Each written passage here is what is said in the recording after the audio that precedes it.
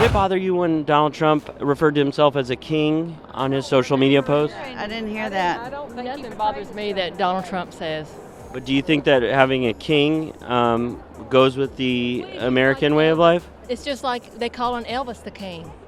King of rock and roll. Michael Jackson's the king of rock and roll. What's the difference? He's the king of the presidency for us. Republicans have done a pretty good job of rolling out Trump's authoritarianism in ways that many Americans either barely noticed or openly supported. By targeting the most vulnerable populations first, be it trans people, immigrants, the homeless, they've soft-launched what is already an extremely authoritarian regime in a way that is still, and God knows why, managing to receive positive press coverage in places you wouldn't expect. I don't know that I've ever seen the president so happy and comfortable, because I think the accoutrement of monarchy truly suits him.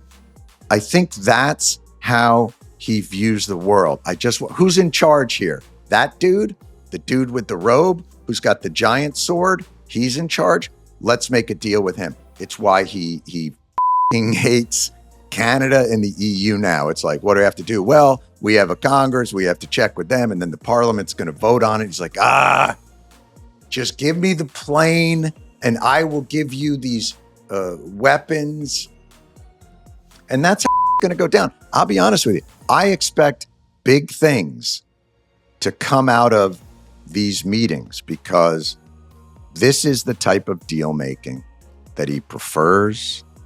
He doesn't want to talk about. He sits. You saw today. He sits. I was sitting with Mohammed bin Salman. He's like, you should really take all the, everything away from Syria, the sanctions and everything. He's like, you make a very convincing case. I'll just go do it. As Jon Stewart said, Trump loves an authoritarian dictator, and he is wielding an unprecedented level of power and control of the U.S., not because he received any sort of mandate from the people, he didn't, but because his supporters are cult members, and his colleagues are terrified that he'll turn on them. The president will further honor our military next month on June 14th when he hosts the 250th anniversary of the United States Army with a grand military parade celebration right here in our nation's capital.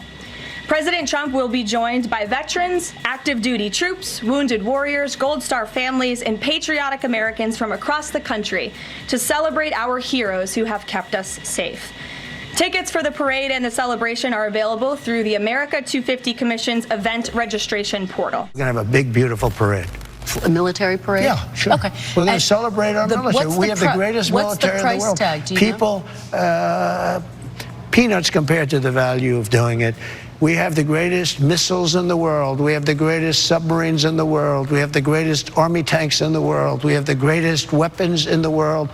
And we're going to celebrate it. That's right. Donald Trump wants a military parade on his birthday. A parade that has military aircraft flying above, that has tanks roaring down the streets of Washington, D.C., all while Donald Trump sits in a grandstand approving of the military that goes before him. When you add up the importance, I take people into the Oval Office, and the biggest people, foreign leaders, princes, kings, queens, and presidents and prime ministers, and a couple of dictators, I guess. They don't say that. They say, no, I'm a prime minister or I'm a president. And I say, no, you're a dictator, but that's okay. First crack in the wall. McConnell? We got 4 Republicans who crossed the aisle that gave us a majority. But it ultimately doesn't matter. What do you mean it ultimately doesn't matter? This is the law. I'm because still it didn't kind of change his Constitution policy. 101. No, but he has the authority, ultimately. Well, no, he does not. That's the whole point.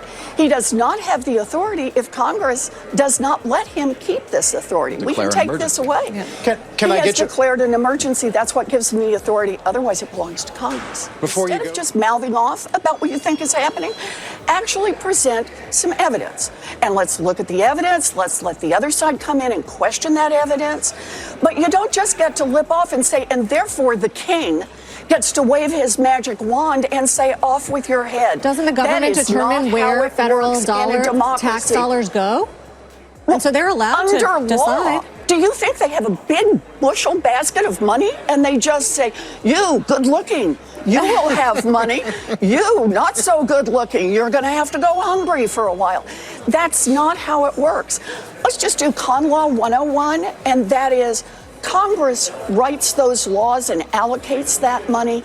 The administration's job is to enforce those laws and spend that money the way the law tells them. And if they fail to do that, Part 3 is the courts are the ones who step in and enforce the law. But today, we are all Kilmar Armando Abrego Garcia, because Donald Trump said today very clearly that he wants to be able to throw anyone in a prison in El Salvador and throw away the key, even if that person has committed no crime. And that means us. That means all of us, because Donald Trump and his lawyers are insisting through the courts that even after they make a mistake, as they admit they did in the case of Mr. Abrego Garcia, they don't have to fix that mistake, and they can leave him in that prison forever. And if the mistake they make the next time with you or me is that they sent us to an El Salvador prison, even though we didn't commit a crime and even though we are United States citizens, that mistake cannot be fixed, according to Donald Trump and his lawyers. No American court can order that an American citizen illegally deported to a prison in El Salvador by Donald Trump can ever be saved from that mistake. That's the position of the President of the United States and his lawyers, and there has never been a darker statement made by a President of the United States or his lawyers about what it means to live in America than that statement. Donald Trump is the only president who believes he can snatch anyone off the streets in the United States, send that person to El Salvador, find out later that that person never committed a crime and is a citizen of the United States, or any other mistake Donald Trump made in the seizure of that person, and Donald Trump can leave that person in prison in El Salvador for the rest of time. This isn't about traditional politics anymore. It's about raw power and intimidation. Trump has figured out, as most authoritarians do, that you don't need majority support when fear will do. He's weaponized loyalty tests, turned the justice system into a tool for personal vengeance, and flooded the public space with so much disinformation that exhaustion itself becomes a strategy. And I know many people, maybe even some of you, are feeling it. And while liberals argue over rhetoric and hold out hope for norms that no longer exist if they ever did, we keep lurching closer to a place where even those things are criminalized. And the worst part?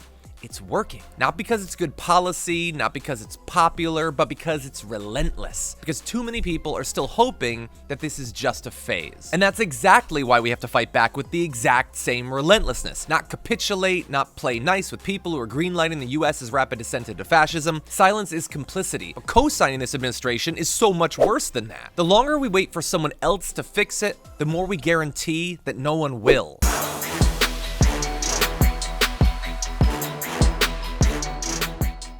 If you enjoyed that, then make sure that you never miss another video by subscribing. And if you want a little more, consider hitting the join button and becoming a member. So you're probably wondering, why would I do that? Well, when you do that, you get access to bonus content that I make every single week, and it's a lot of fun. You get custom emojis and more. If you join at tier 3, by the way, you even get access to a monthly member hangout with myself. And you'll get all that going forward, but you'll also unlock years of the back catalog that is literally 100 or more bonus clips and top 10 lists and debates and more. So what are you waiting for?